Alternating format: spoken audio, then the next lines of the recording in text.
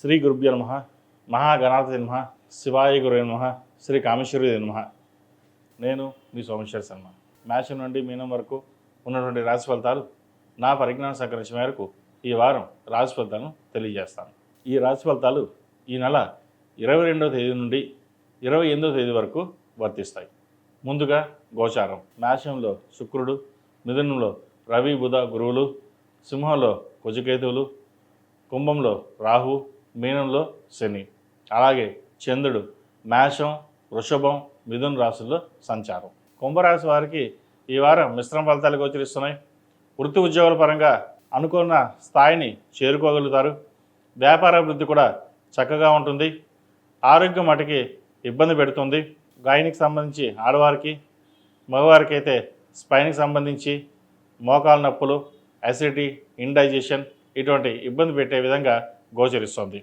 ఆరోగ్యం పట్ల నిర్లక్ష్యం వహించకుండా జాగ్రత్త వహించాలి.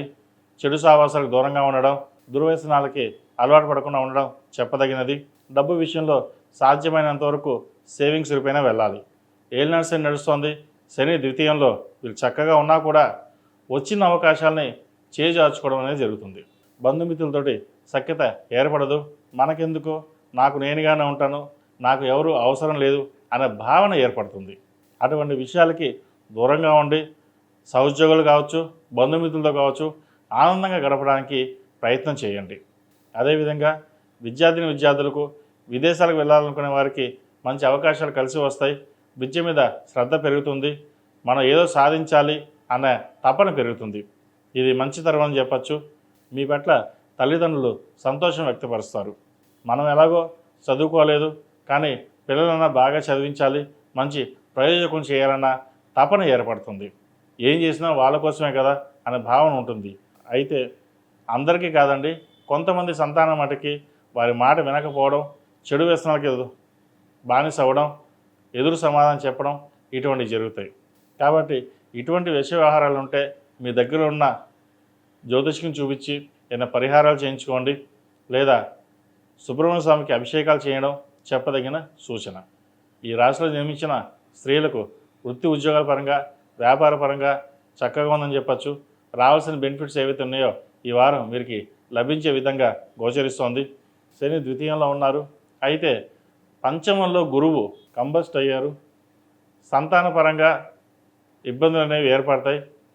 ఎవరైతే సంతానం కోసం ప్రయత్నం చేస్తున్నారో డాక్టర్ సలహాలు, సూచనలు తప్పకుండా పాటించాలి. అదేవిధంగా వివాహం కాని వారికి వివాహ ప్రయత్నాలు ప్రారంభించవచ్చు. అయితే సంబంధాలు వచ్చి చేజారిపోతూ ఉంటాయి. పంచమాధిపతి అయిన గురువు కుంభరాశి వీక్షణ వల్ల కూడా అంత లాభసాటిగా లేదు. ఈ కంబస్ట్ అవడం వల్ల వచ్చిన సంబంధం మళ్ళీ వెనక్కి వెళ్ళిపోవడం ఇటువంటి విషయ వ్యవహారాలు ఉంటాయి.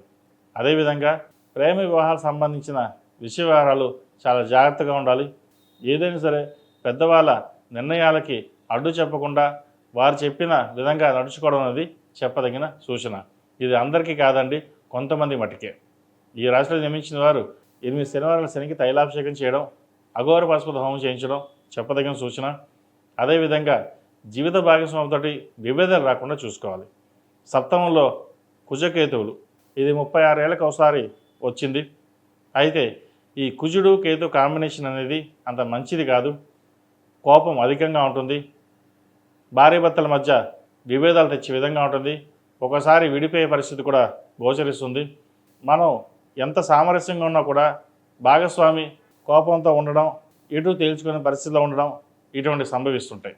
ఇటువంటి అప్పుడు సామరస్యంగా ఉండి ఎటువంటి వివాదాలకు తావు లేకుండా వ్యవహరించడం అనేది కత్తి మీద సాము లాంటిది. కాబట్టి ఇటువంటి విషయ వ్యవహారంలో చాకచక్యంగా వ్యవహరించండి. ఈ రాశిలో జన్మించిన వారు ప్రతిరోజు ప్రతినిత్యం ఓం నమః శివాయతో దీపారాధన చేయడం, శివుడికి అభిషేకం చేయడం, సుబ్రహ్మణ్య పాశుపత హోమం చేయించడం చెప్పదగిన సూచన. ఈ రాశిలో జన్మించిన వారికి కలిసి వచ్చే సంఖ్య 2, కలిసి వచ్చే రంగు నేవీ బ్లూ. ఏదైనా పని మీద బయటకు వెళ్ళేటప్పుడు సోమవారం కానీ గురువారం నాడు కానీ వెళ్ళండి, మంచి ఫలితాలు సంప్రాప్తిస్తాయి.